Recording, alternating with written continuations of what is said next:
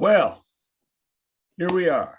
Once again, Straight Talk, first of the year, the very first day of 2022, and we're still here, standing, and of course, communicating. So welcome to all our guests back here today, but also welcome to you for tuning in to Straight Talk. We have an exciting year ahead of us. Of course, now every year is exciting, isn't it? Well, this is going to be exciting too, but I got to point out, just as the years pass, there are things that are going on around us with and without our involvement that are actually significant and going to impact us in many ways. So part of what we wanted to do today is to jump into that particular piece and understand that. So give me just a minute to get into it, because you probably have been watching. The subject matter that we're going to deal with today primarily is going to be redistricting. And what's going on? What does that mean? Why is it?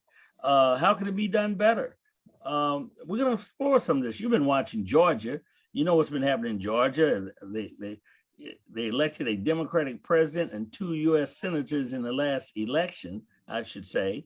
A fair congressional map would split the state's 14 seats around equally between the parties, but instead, the Republicans there proposed a map born of, some people would say, arrogance and greed. At least that's what former Attorney General Holder said. But oh, how? And how? Republicans have won about 54% of the vote in recent elections. But the GOP just approved maps that will give them 68% of the seats in the state house and 72% in the state senate. What's going on there? We need to understand, how could you even do that in a democracy? And in Texas, Republicans have proposed gerrymandered state house, state and senate and congressional maps, all of which could be signed into law soon. So the point is that all of these things I'm talking about have a fundamental impact in each state and nationally, because it's going to affect your ability to exercise the most important thing that you have in a democracy, and that is your voice. And that voice is based upon your vote. So we have very special guests here today that's going to enlighten us. They're going to let us understand a little bit more about the process. I'm so delighted to have here today Fran Wagner. Now, Fran Wagner is the president of the League of Women Voters of Kentucky. Now, that gives us a Kentucky perspective. She's got her fingers on things across Kentucky. The League of Women Voters, you all know about the League. The League has a long-term involvement in terms of issues that affect our communities, and this is one of the areas that they focus on, a critical area. We have with us Mike Ward. Mike Ward is former chair of the Common Cause Kentucky. He's a former congressman, 3rd District. We all know Mike. But guess what? He's a state representative, a former state representative. So he has a perspective on each of these levels, which I think you will find interesting. And then I have a very special guest, Chris Peace. You know, Chris Peace is with the Alumnae chapter of Delta Sigma Theta Sorority Incorporated. I got to say it that way, because if I don't say it right, they're going to come back to me, I know. But the fact of the matter is that the Delta Sigma Theta Sorority has a long history of involvement in not just community affairs, but in our community, but nationally as well, and have done just made their mark across the board. It's going to be interesting to get their perspective in terms of their involvement and their engagement and what kind of work that they're involved in this regard. So I want to welcome all my guests. How are you? Good. Great, Okay. thank you.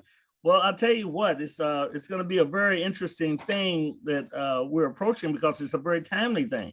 We're going into a chapter, we're going into a session, what we call the long session of the Kentucky General Assembly this Tuesday. So what that means is we're going to be taking up many important issues, but one can be not much more important for the next decade than this redistricting. So Mike, let me start with you. Sort of tell us what this whole thing is about, you know, on a federal, a state and local level, this redistricting thing. What's it about? Well, the Supreme Court in the 1960s made a decision that said one person, one vote. Now, we all know, of course, it was at the time called one man, one vote, but it means that every legislative, congressional, state senate, districts should be roughly equal in population. They've interpreted that to mean plus or minus 5%. So if there were 1 million people in Kentucky and 100 state representative seats, which there are 4.5 million people in Kentucky. So each of the 100 state rep seats should be 45,000 people.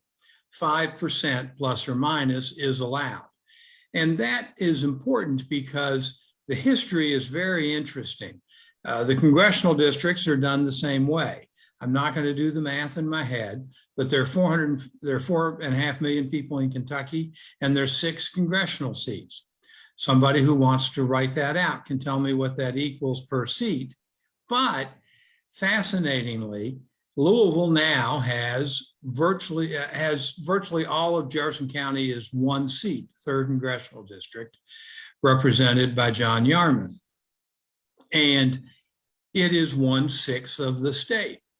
Prior to 1 person, 1 vote in the 60s, we had 9 congressional districts in Kentucky, but as our population has not increased at the same speed as the nation's population, we have lost 3 congressional seats, the most recent one in the 1990 census. But of those 9 seats, before 1 person, 1 vote, Louisville had 1 seat. Now we've got 1 out of 6, then we had 1 out of 9. We've got a high, and that isn't about the percentage of the population. It's about the fact that states did not allow urban areas to be adequately represented. Same thing happened with our state Senate and state House seats. That was fixed by the Earl Warren Supreme Court in the 60s. So every 10 years, the census is taken and the information is promulgated, and each state takes responsibility for drawing its districts. And in Kentucky, we are going through that process right now.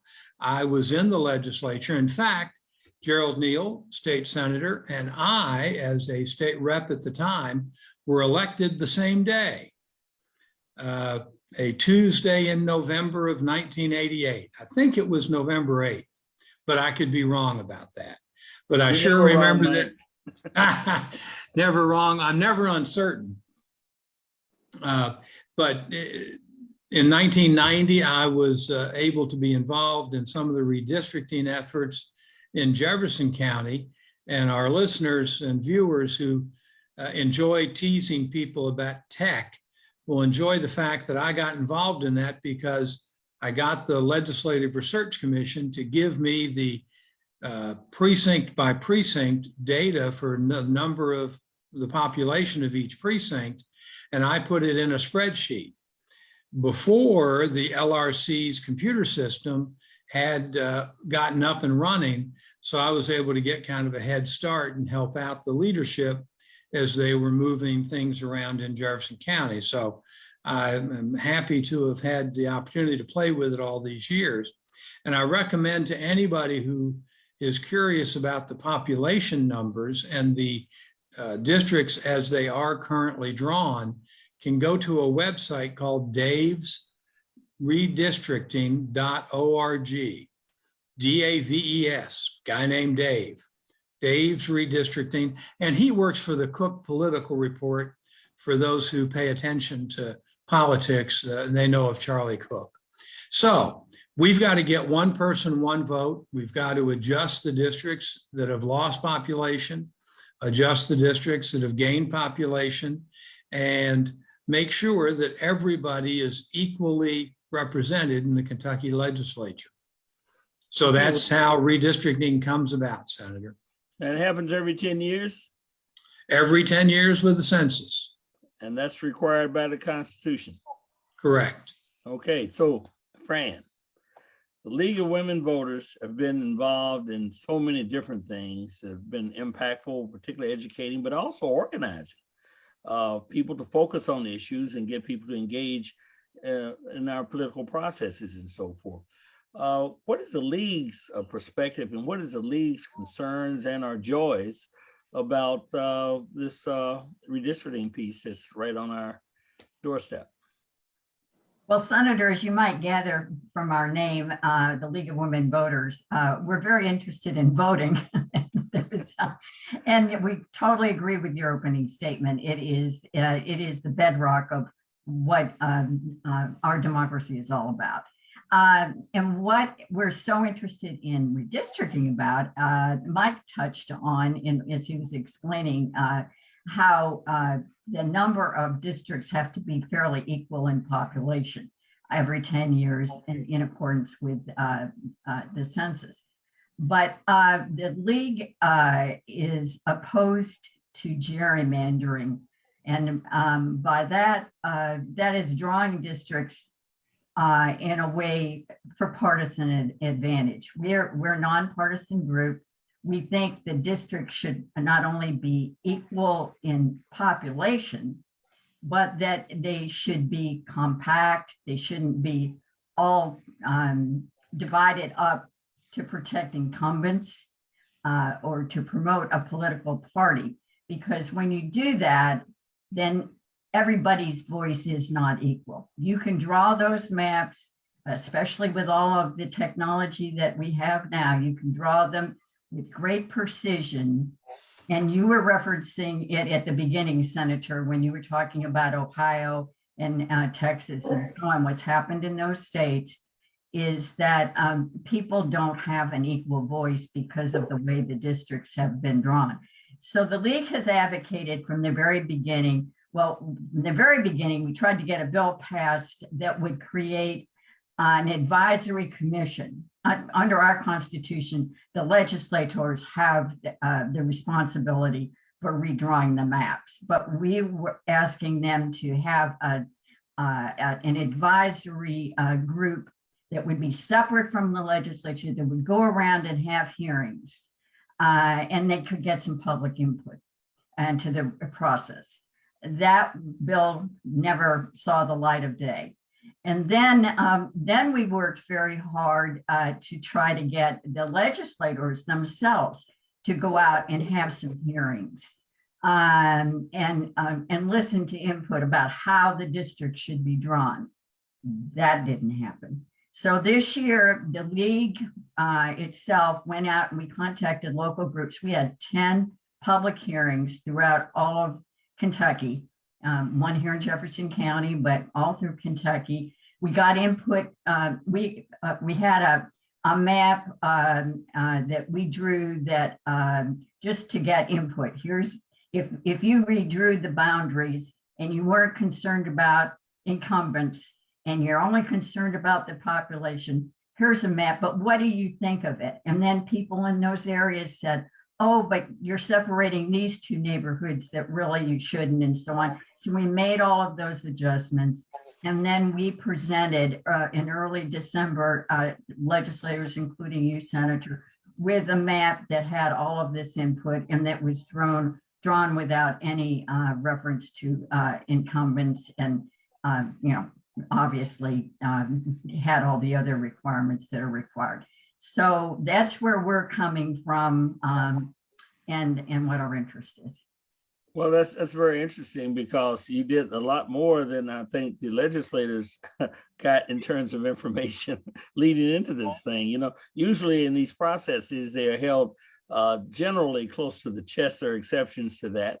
But it also interests me that we have a group like the Delta Sigma Theta. Of course, now in my world and in most of the world, folks know of the involvement of Delta Sigma Theta, but the Louisville Alumnae chapter has been particularly focused on a bevy of issues, but now they're focused on this particular issue. Chris, tell us, what is motivating Delta Sigma Theta? What are you doing? What are your concerns with respect to this redistricting issue? Happy New Year, Senator Neal. I bring you greetings from SOAR President Rosalind Welch on behalf of Louisville Alumni Chapter of Delta Sigma Theta. Delta has had an extensive history dating all the way back to our inception in 1913 as it relates to voters' rights, voter advocacy. And we've got a particular interest in this redistricting process because our goal is to leverage our influence to ensure that communities of color are not being disadvantaged as it relates to the drawing of these new maps and the resource allocations that come as a result of the maps being redrawn. So our goal is to create a level of public participation in the processing of redistricting education, such that communities recognize the significance of what this process means and how it will impact their day-to-day existence. And we would like the opportunity to have voters be as engaged as possible in having a say in who represents them going forward. So our goal is just to leverage our influence to kind of be a voice to those who may or may not have one as it relates to this process. Well, Mike, it sounds like everybody's on the same page here. They're talking about citizen engagement. They're talking about, I think, what would be indicative of a healthy democracy, that citizen engagement. They're talking about the importance of the vote and what that means in terms of the voice of individuals. Yet, I'm hearing Fran say that, well, wait a minute, what is actually happening here? Are we really driving, are citizens really driving this process, or is it just raw politics and power? What's your perspective, or how should we be approaching this? Well, first of all, I want to join everybody in saying Happy New Year and add that today's date is 1122. Yes, it'll never happen again. I'm delightfully simple-minded, so I enjoy the least little jokes. But it is a political process, and it's a process that is inherently political. As Fran points out, in an ideal world where incumbents lived wouldn't matter, but as a practical matter, you're not going to get people who are members of a legislative body to vote for a bill that throws them out of office unless A, they're in the minority, as the Democrats are in Frankfurt, and are presented with a bill by the Republicans. And that was just the opposite up till the year 2000, when the Democrats were drawn and the Republicans were unable to do anything about redistricting. And so you can't expect people to throw themselves out of office. There are exceptions to that. And one exception is coming up this year. The state house map that has been proposed by the Republican majority includes throwing two sets of Democrats together, 4 women in Louisville who now represent 4 seats, who are going to be one of each will represent 1 district each. And out in the state, in East Kentucky, 2 Republicans have been put into a seat. And in West Kentucky, in both places, lots of population was lost, and they were forced to put some people together. West Kentucky, 2 people are put into a seat, one of whom had already announced he wasn't running. The ones in the rural areas, West and East, are all 4 Republicans. The 4 in Louisville who have been put together are Democrats, women. All 4 are women.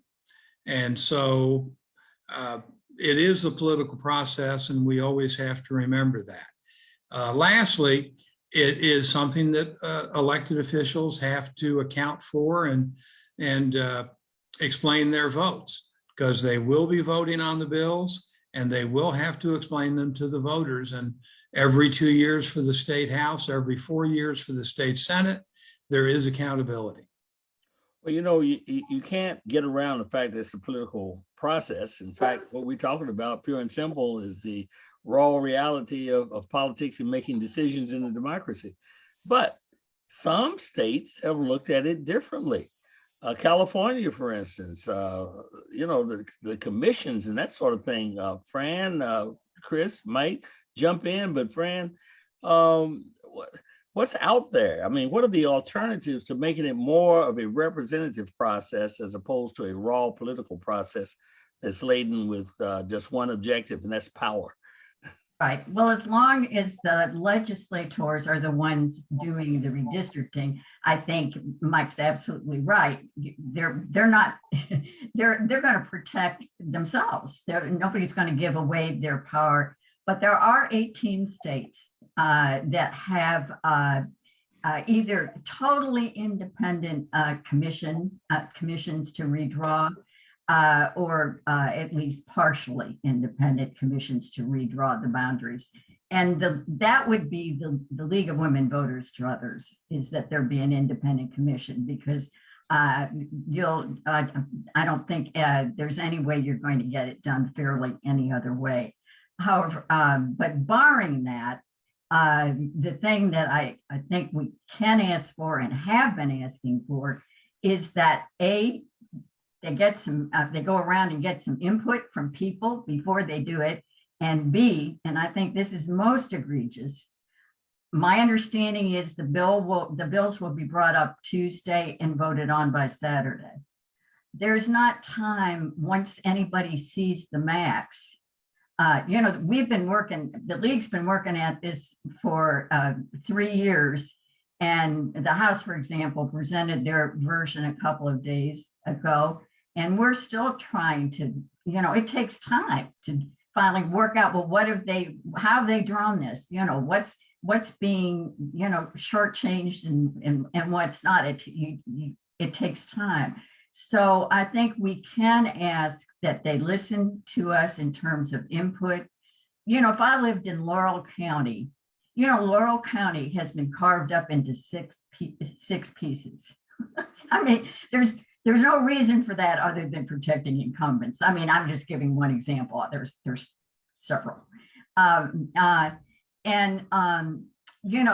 People need a chance to be able to have a response and some input before the bill's voted on. But it's just held very close to the chest. It's released, and then it's on a greased sled, and it goes right through. And I regret to say that's probably going to be exactly what happens.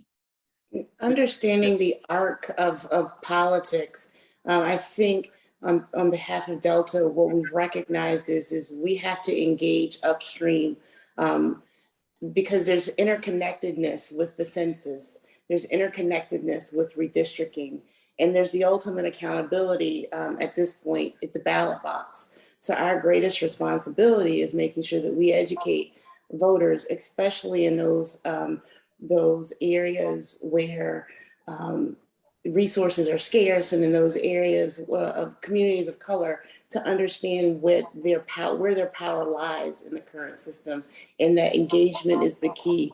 You need to understand the issues as it relates to redistricting, so you recognize that your power comes at the ballot box. And so our goal in Delta is to engage as many people across the state as possible in this process, because it has a significant consequence for how we live our lives here in Jefferson County, how we live our lives across the state. And we just got to make sure people understand the significance of this process. Mike, just looking at, we're generalizing about what we're homing in on this piece, but there are methods that are used. The issue came up regarding gerrymandering. And this question of packing and cracking as it relates to not just the political aspect between parties, but also on the basis of how races fare in that process and are utilized. What are your perspectives, or could you describe how that works? Well, I think it's important to define those terms real quickly. Packing is when a legislature may take all the Democrats, and Georgia is a good example of this. They've done a good deal of packing of all the Democrats into a handful of districts, and then taking the Republican population areas and adding just enough of the Democratic areas to get up to the population they need, but not enough to impact the Republicans' ability to get reelected. So you see it around the country. North Carolina is another egregious example where the state is close to 50, well, Georgia is 50-50. The election for president and the election for Senate this in 20 and this runoff in January of this year were essentially 50-50. I think it was Fran, you may remember the number, or Chris, like 50 point something to 49 point something, but Right. for our argument, we can call it 50-50. And I think the members of Congress in Georgia are 11 Republicans, 3 Democrats, or 10 and 4. Do you know that number, Fran or Chris? I don't, it's close to that. I know exactly, but that's the idea. Yeah. I have a resource that can tell me that we all have in our pockets these days. But what matters is that the states, specifically did that so that they're packing all of the people they're against in one place, and it really negatively impacts the ability of the state to be proportionately represented. Georgia and North Carolina are not. Now, Illinois is doing it from a Democratic side. They just did it. Probably one of the most egregious maps since the Elbridge Gerry was, of course, in Massachusetts and created the district that a political cartoonist said looked like a salamander, and he named it a gerrymander. That's the source of that term. And that was in the early 1800s, I believe. Right. I mean, I don't remember it firsthand. Yeah. Well, you're talking about the how it plays out in terms of party politics is what I'm hearing here. But Chris is raising this question. Well, how does it impact Black folks? And it looks like it cuts both ways, because I could see in a minority candidate that's running our district that is primarily minority may want or prefer a representation that looks like them in that particular regard, might invite packing from someone else that may want to get an advantage on the party side. But in terms of ensuring representation racially, they might invite packing in that regard. Does that? Well, that's the distinction between packing and cracking. Not cracking. Yeah. Cracking is what they're doing in Georgia and North Carolina now. Right. But after the 90 census, under the Voting Rights Act in effect at that time, was our largest increase in minority membership in the U.S. Congress in the history of the nation. And a couple of James Clyburn, who is the number 3 Democrat in the U.S. House, is African-American from South Carolina and was elected in that 1992 class because there was a policy decision made in these states to create minority majority districts. And the one in North Carolina used Interstate 85 to connect some African-American population centers in Charlotte and was it Greensboro or Winston-Salem, somewhere to the northeast of it. Yeah. But quite a distance away. And so it was packed, you're exactly right, packed for a public policy purpose. And then cracking is to take, and this has happened in Georgia, where they've taken one of the African-American congresswomen from the Atlanta metro area and cracked up her district so that she only has her neighborhoods and a small percentage and a small number of African-American residents, and then added them to a district up north that they did purely to crack her district. So that's packing and cracking.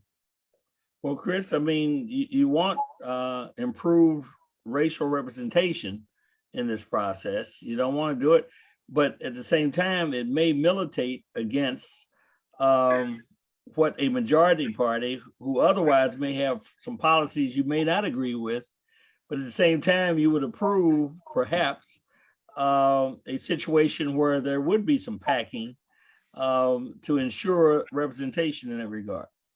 I think our ultimate goal as voters should be that we elect representatives that are going to be able to speak to our issues specifically.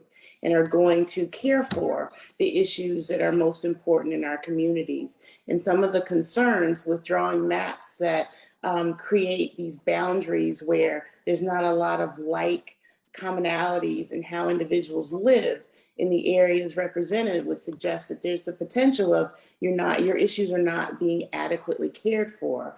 And under a democracy system, first of all, our goal is for people not to get frustrated and disengage, because that doesn't assist the processes at all.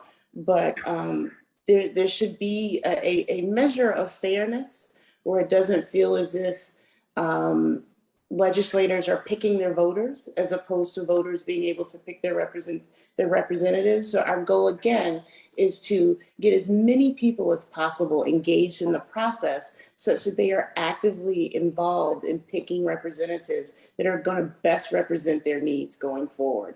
I think that's the best that we can expect. That's what we should expect of our representatives, and educating the masses, especially in those communities of color, to recognize that we must seek candidates that are going to care for our needs and for the needs of our families is the ultimate goal. And as we participate in this process, we want people to know and understand where their voices lie. Well, it raises the ultimate question of all of this. Why do you even go to vote? Well, you go to vote so your voice can be heard, so you can do those things that Chris just articulated. Yet, we all know that voting and elections have consequences. I mean, just look at Texas. Texas now, at least one of the things that they're doing or trying to do or have done, I'm not sure where it's at right now, is to actually, the legislature actually create a gambit where they can actually overturn, throw out votes to overturn the will of the people if they so choose. And we're looking at other states looking at that. Arizona, Wisconsin, Georgia. We could go on and on and on. Ohio, I think, was taking a look at some of this as well. Fran, what are we doing here? I mean, the League of Women Voters is very concerned about that. First of all, about all of the laws that have been being passed. And I have to say, I have to say something good about Kentucky here, because I don't think and I'm happy to say we haven't followed what we're seeing in some of these states in terms of making it difficult for people of color to vote, by changing rules about time and all of that sort of thing. But it's going on in several states. Of course, that takes us to the national level, and the John Lewis Voting Rights Act, and trying to get some things done on a national level that would also help with redistricting. And of course, that's an important thing. I'd like to go back though for a minute to this minority districts of opportunity. One thing that, as we're looking at the plan the Republicans presented the other day, that I think we're going to say that we want to compliment them on, is I do think that they did try to have attention to creating those minority districts of opportunity. And I think that's a good thing. That's the one thing that the federal courts will actually come in and take action on. The federal courts, I'm not an attorney, but my understanding is the federal courts have taken themselves out of making decisions because things were done on a partisan basis. But if minorities are being excluded or kept from having districts that represent them, the federal courts will then step in. And I think the Republican plan seemed to try to address that. I think just make an observation about your comment about Kentucky seem to be approaching this fairly. And notwithstanding that, I think you'd have to consider that those states where we see this contentiousness going and this overreaching, I think we could argue with respect to voting and we referenced Texas, Arizona, et cetera. If you look at each of those states, they're purple. They're purple, they're on the borderline, and they're fighting for control. It's a power type of thing that's going on. And thus, comes in the national narrative. Now, I want to get each of y'all's response to this. And that national narrative goes all the way to the last presidential election. In fact, it springs from the January the 6th insurrection that took place in Washington. And now there's folks from at least 45 states are before courts because of that action. And the narrative that flowed out of that is that the election was stolen some sort of way, despite the fact that the individuals that were in control of the majority of these apparatus in order to process and observe run these elections were Republican appointees or Republican control, despite the fact that scores of courts have reviewed these charges, these allegations, and have almost summarily dismissed them because no evidence has come forward. And then the one that really sticks up is when I look at Arizona, when they were going to lead the charge to correct all the corruption in the political process, and they had to come out ultimately and say, we didn't find any fraud. We didn't find anything that meant anything with respect to that. And then this last report that has come out where they have said there was only 475 out of millions and millions. I'm talking about what, 160 or 70 or 80 million votes cast, and they found no voter fraud. So guys, what's going on here? You just say it and you act on it, and then people organize around what you say. Why is it that we have a lack of trust in our political system, what we euphemistically refer to as democracy? Answer that for me. Or if I knew the answer to that, I'd be writing a book or something. Misinformation and disinformation is so pervasive, and we all know that, and it's so hard to combat it. I mean, shows like this are wonderful, but gosh, you get on social media and you just, I mean, it's a tough one. It's very, very worrisome. Well, I think that it can be daunting at times to feel as if those guideposts that should be in place to ensure that things don't completely go off the rails and we don't get distracted by things that have proven to not be accurate, appear to be failing us at times. But the nonpartisan message that we try to bring people back to is focus on that which you can control. You absolutely can control your voice at the ballot box. And you must focus on, at the local, state, and national level, seating individuals who best represent the needs of your community, and do that without distraction. So educate yourself on who is running, educate yourself on the needs of your family and your community, and allow your vote to count in such a way that you don't get distracted. Similar to what Mike said earlier, keep it really simple. Keep it simple. Let your voice be heard at the ballot box, and don't be discouraged by all the noise in the system that would suggest that your vote doesn't matter, because given the evidence, clearly it does. There would not have been all this activity as it relates to the 45 states proposing new laws if your voice did not matter. It absolutely does. Utilize your opportunity at the ballot box to make your needs known and represent the people who are going to support you in those efforts. Well, Mike, I know you can answer this question because you're never wrong. Come on, give me the answer. Well, it's great. I get to quote Winston Churchill. Remember, democracy is the worst form of government in all the world, except for all the others. And he couldn't have, this couldn't apply more clearly than it does here. Democracy is messy. Democracy is not neat. It is not simple, but by golly, we're doing the best with it we can. When we talk about your very accurate description of the speciousness of the fraud arguments, if Democrats had committed so much fraud why did we let Mitch McConnell get reelected? I mean, so, well, except that, remember, I can quote now Will Rogers, who said 100 years ago, he said this, that he wasn't a member of an organized political party.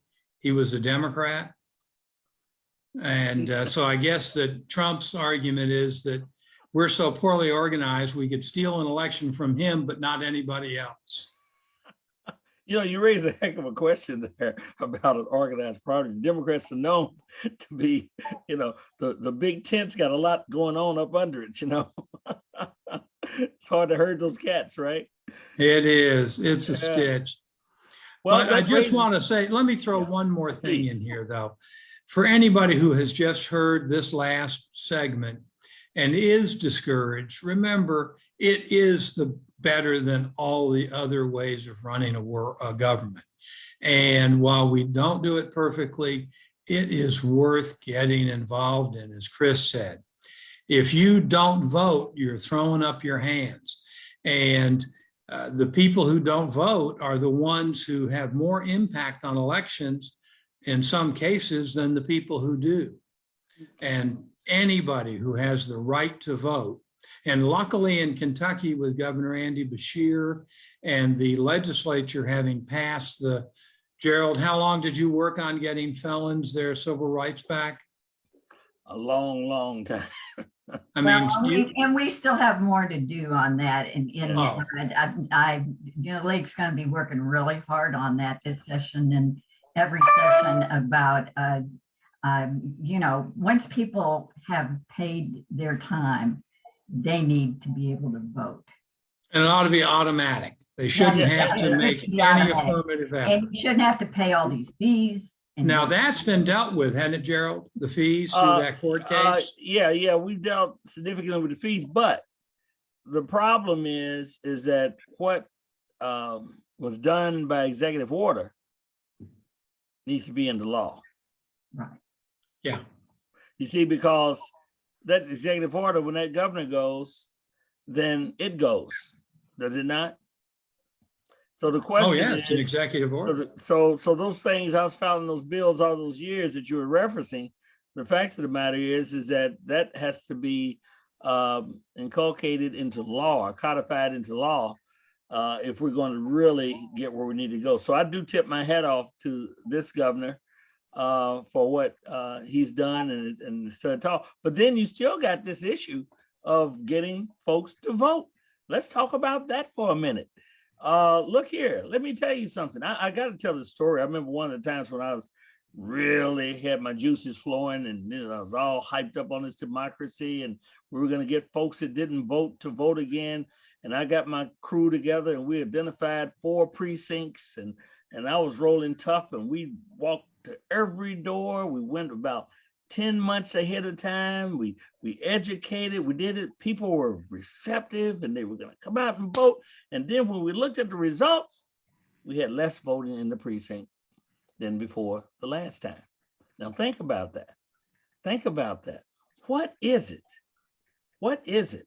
It's got to be the most important thing you can think about in a democracy is to exercise your right to vote. What is it that keeps people, and I'm generalizing, from voting? Well, I think it's a couple of things. One, I do think it's hard. One of the things that we didn't get in terms of the legislation passed is extending voting times. You know, if you're a single mom and you're having to drop a child off and you have to work and then you have to pick that child up, or you work in a hospital or whatever, if the voting hours are 6 to 6, I mean, you may just not be able to make it. Now, I'll grant you, which is wonderful, they've added some times on the weekends and so on. But I think there are a lot of things we could do that would make it easier for people to vote in the lives that they live that are so very, very busy. The other thing is I think a lot of people don't understand how important, I'm going to say minor offices, but how important those minor offices are, like the state legislature and the school board.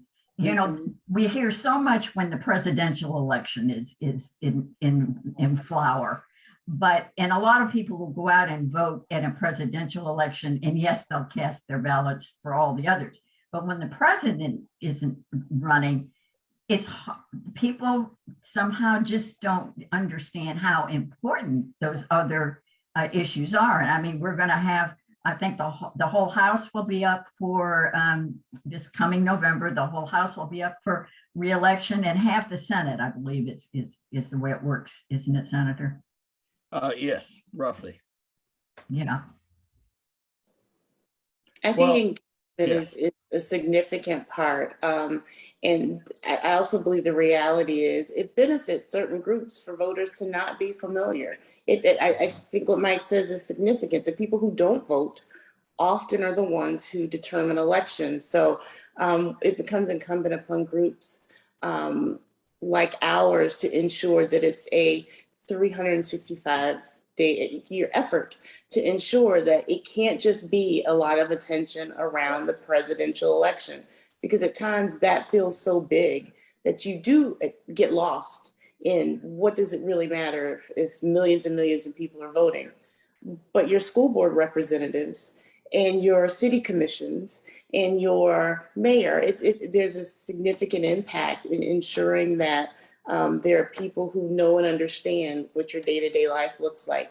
I think there has to be a way to leverage technology. If we can ensure that we all do our benefits online, we do a lot of things online right now. I find it hard to believe that you can't also leverage technology in such a way that you can vote that way as well. So we have means. We need to increase the net to allow more people to participate as opposed to less. And I completely echo Fran's sentiment. There are times that people just can't make it to the ballot. Now, absentee ballots, the ability to go in on weekends is helping, but there are situations, especially in communities of color, where it's just physically difficult for residents to get to the ballot box. We've got to find a way that allows us to utilize technology to make it easier and not harder. It ought to be as easy to vote as it is to go to an ATM. Absolutely. Yeah. I guess the question is, can you get something out of the ATM? And I think some of the people out here do not believe there's anything in the ATM for them. They lost confidence that something's in that bank that relates to them. I run into people all the time, and it's almost like exasperation for some of the people that I run into. They're busy trying to survive. They're busy trying to advance themselves. They're spending their energy. And then there's these folks up there in that messy democracy, that confusing democracy, look like they're in a cat fight all the time. And they say, well, they're taking care of their business. They're not taking care of our business with respect to that. We know that at the end of the day, it does get down to their business. But it doesn't look that way from a distance for people who are, it's a distant thing, Mike. And from my view, at least this is what I get. Do you get any of that, any of you? How many times have you heard somebody say, my vote doesn't count? Right. Yeah. I used to teach history and civics, and Ah. I'm so sad that we don't do a better job of that. You know, we just don't do a good enough job teaching our kids about how the system works. You know, there's well, that's a whole other issue for a whole other program. I got to tell you this little piece. I thought about this issue. This issue worries me all the time. I think it worries all of us. But I remembered, I started thinking, I said, well, why do my kids vote? My kids, they vote. They miss the election. It's like committing a sin of some sort. Mm-hmm. And then I look back and I said, well, why did me and my siblings voted? When we didn't vote, we felt like we committed a sin of some sort. Then I look back and I said, why did my father and mother take us to the polls early in the morning before school? We still had to go to school. Come on, parents. And yet we observed them exercising that franchise then that passed on through me and my siblings, and that passed on through our children. All of them are rabid participators in the democracy. I'm thinking it's also the culture that's we fail in developing the culture of a democracy sufficiently to sustain it on a very high level. And that's a rapidly approaching conclusion that I'm making. What do you think? You know, you get people associated with this as a value, and then over time they do it when they're young, and then over time they begin to discern why they're going to that poll. In other words, who they're going to select, and this becomes part of their lifestyle, becomes part of what they do, becomes a part of their culture. I would agree. Voting was a rite of passage when I turned 18. I was in college, had to go back home to be able to vote, but it was a rite of passage. It meant I was an adult. And we've got to get back to creating linkages between exercising your right to have a say in what goes on in your community and adulthood. Perhaps when you turn 18, it should be automatic that you're registered to vote. There's so many different measures that can be considered to engage individuals in participating in the process. We just perhaps need to think outside of the box a little bit to figure out how do we get more people involved. There's some things in the system that discourage it. For example, in Kentucky, for the presidential race, given the fact that every vote doesn't, I mean, all of our votes, all of our electoral votes are going to go to whoever wins the majority. Well, the way Kentucky is configured right now, we could all foretell that no matter who you voted for president, all of Kentucky's electoral votes were going to go for the Republican candidate. And it's very easy to say, well, why should I even go out and vote? You know, at least if it was proportional, you know, but it isn't. It's the whole, so there are things baked into the system that discourage voting. And I think that's one of them. But of course, then we're talking about, you know, constitutional amendment. So Has the League of Women Voters taken a position on the Electoral College? yeah, you know, we're for abolishing it. Yeah. Well, you raised this issue about making voting easier. So that sounds like a democratic principle in, you know, democracy, making it easier. Those who can participate theoretically makes a healthier democracy. It's about voting, etc. Yet you have dynamics out here where they are purposely trying to limit the vote. Well, is that anti-democratic or what is that? That's just, well, you had to laugh in Georgia where they apparently made it illegal for you to hand somebody a bottle of water while they're in line waiting to vote. Well, yeah. It should be illegal to have to wait in line to vote. Oh, I like that. Just get more people in the to work in the polling place and make it so that you can get it as fast as you can get a hamburger. Yeah. Or tofu, depending on what you're looking for. Well, Mike, you bring up a really important thing. I think election officials are having a very hard time getting people to work at the polls and work. I have to let me interrupt real fast quickly here. That is a neighborhood of color issue about county clerks and state election boards not wanting to make it easy in those precincts to vote. You have only to look at the lines in minority communities to wait to vote, and in non-minority communities, it is clear as a bell. It's about voter suppression. I agree with, I mean, we've seen it because of President Trump recently, that people don't want to work in the polls. But before that, you always had a problem. But in Louisville, which is run by a Republican county clerk, I hasten to add, and has been for 30 years now, there are not long lines at any of the polling places in my experience. But in other states, it is very clear that repression is what they're after. Excuse me for interrupting, but oh no, I totally agree with what you're saying.